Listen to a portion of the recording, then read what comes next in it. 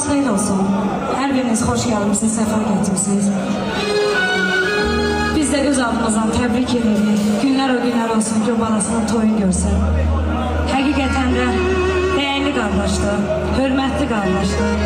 Mən xətrin dünyalar qədər istəyirəm.